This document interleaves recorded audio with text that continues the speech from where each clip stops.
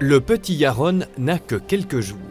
Il est né à la maternité du centre hospitalier Bienne.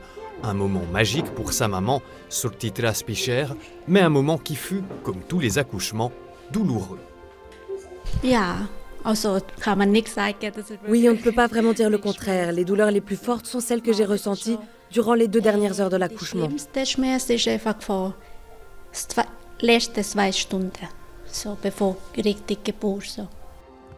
Pour accoucher de Yaron, qui s'apprête à vivre sa toute première séance photo, sa maman a demandé à pouvoir être sous gaz hilarant afin de diminuer les douleurs. C'est une méthode parmi une large palette de possibilités proposée par le CHB.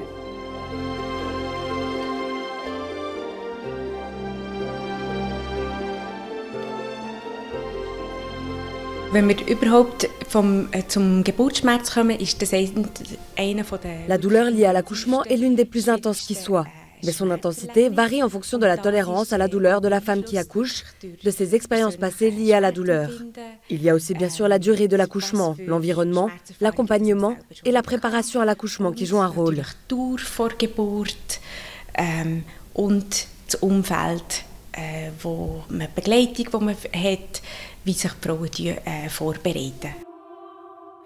Les femmes accouchent depuis la nuit des temps, et ce, sans les connaissances et technologies médicales que nous connaissons aujourd'hui.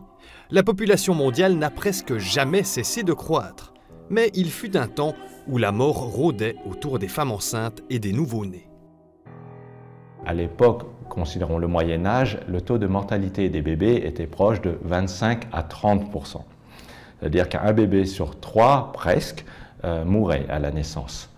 Et on ne parlait pas des mortalités maternelles. Or, grâce à la médecine qui s'est beaucoup développée à partir des années 20 au niveau de la naissance, nous avons pu diminuer le taux de mortalité grâce au suivi médical comme par les sages-femmes de plus de 100.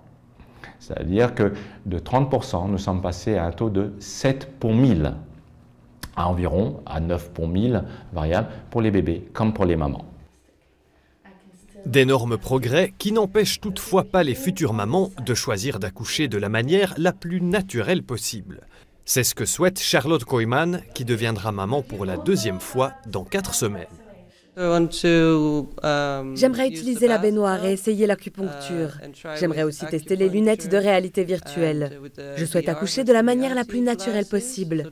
Mais si les douleurs sont trop fortes ou qu'il y a autre chose, je ne suis pas contre les médicaments.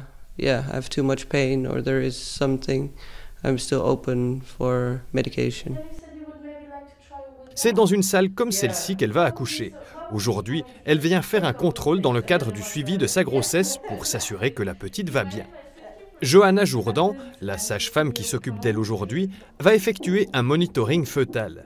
Cet examen, qui enregistre le rythme cardiaque du bébé et les contractions utérines de sa maman, dure 30 minutes. C'est l'occasion de discuter des moyens à disposition pour la gestion de la douleur et du stress avant et pendant l'accouchement. La patiente évoque aussi les choses qui l'ont dérangée lors de son premier accouchement. Avec Naomi, ce qui était stressant, c'est qu'elle avait un rythme cardiaque irrégulier et ses pauses s'entendaient sur le monitoring. Ce n'était vraiment pas relaxant pour une première expérience d'accouchement. Toutes ces informations seront utiles le jour de l'accouchement. Pour que ce dernier soit le plus agréable possible, le CHB propose une large palette de méthodes pour tout ce qui concerne la gestion de la douleur. L'hypnose en réalité virtuelle, que la patiente a évoquée précédemment, est un exemple. Avec les lunettes VR sur les yeux et un casque audio sur les oreilles, la patiente est transportée dans des décors lointains. Une forêt enneigée ou le fond d'un océan par exemple. Yeah, it was really cool to try these glasses because you come in a completely different world. So I was C'était vraiment cool d'essayer ces lunettes. On est transporté dans un autre univers. J'étais sous l'eau et je suivais une tortue. Il y a une voix réconfortante qui te dit comment respirer et une musique apaisante. Je pense que ça peut vraiment aider à gérer la douleur.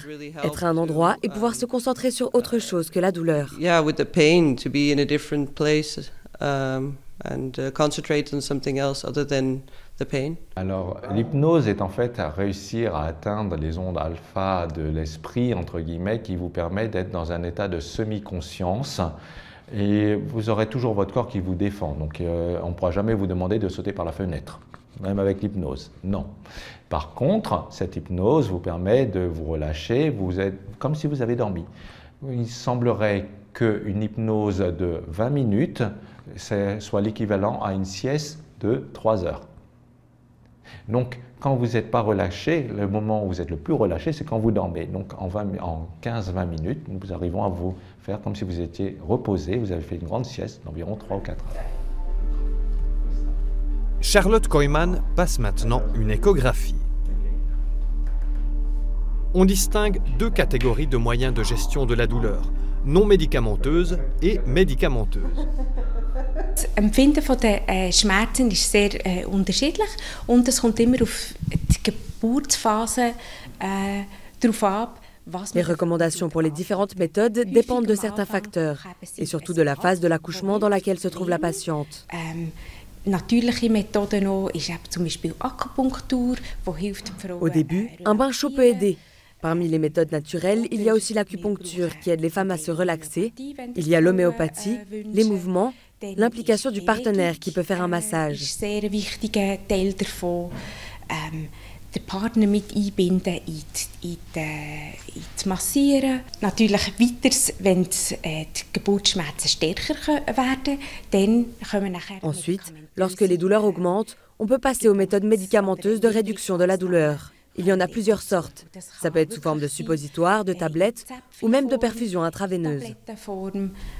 Oder eben sogar über die Venen, über eine Infusion. Was wir auch als Möglichkeit haben, ist patientkontrollierte. On a aussi le médicament dosé par la patiente.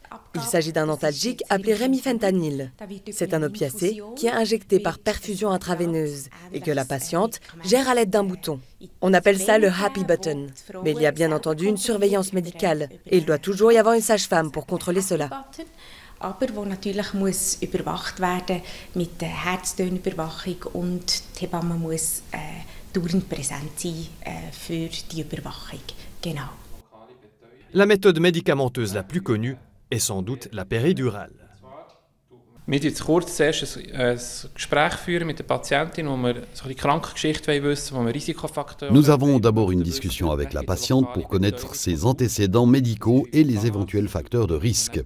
Ensuite, il y a une anesthésie locale de la peau.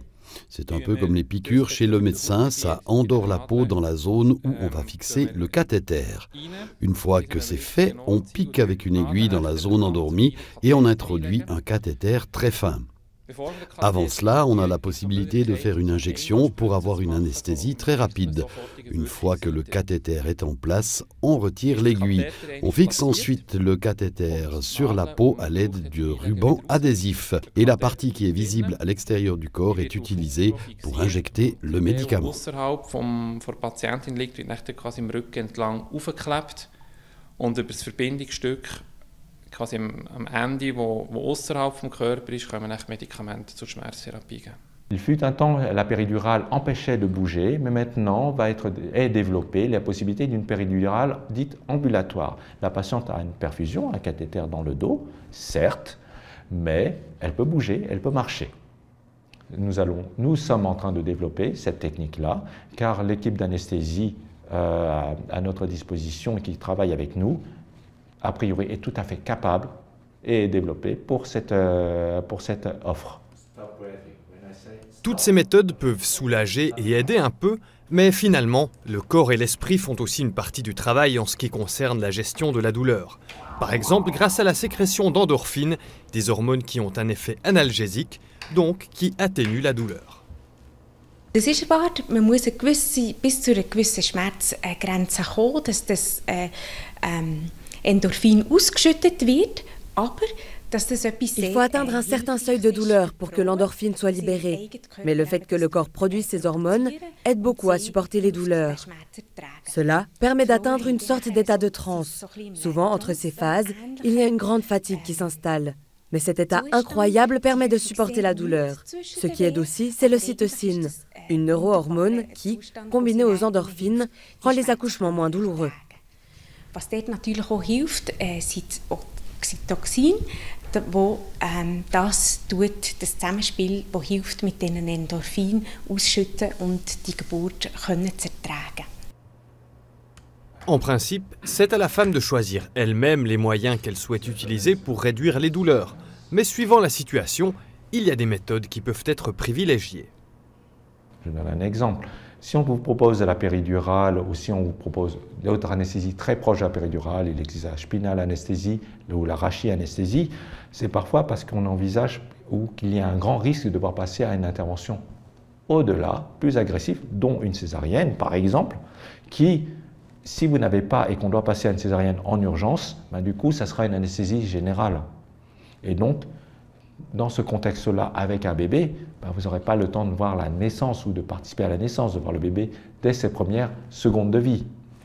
Et donc, la péridurale nous permettra d'éviter cette anesthésie générale et donc, les patientes peuvent bénéficier de cet accueil du bébé.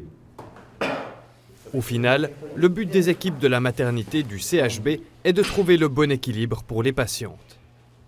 La médecine moderne essaye de s'adapter de plus en plus aux demandes des patientes. Et on essaye de maximum ici de respecter les demandes des patientes, sans diminuer la gestion des risques et sans augmenter le risque de danger que j'ai cité tout au début, mortalité maternelle comme fœtale, mais morbidité aussi, ce sont les conséquences.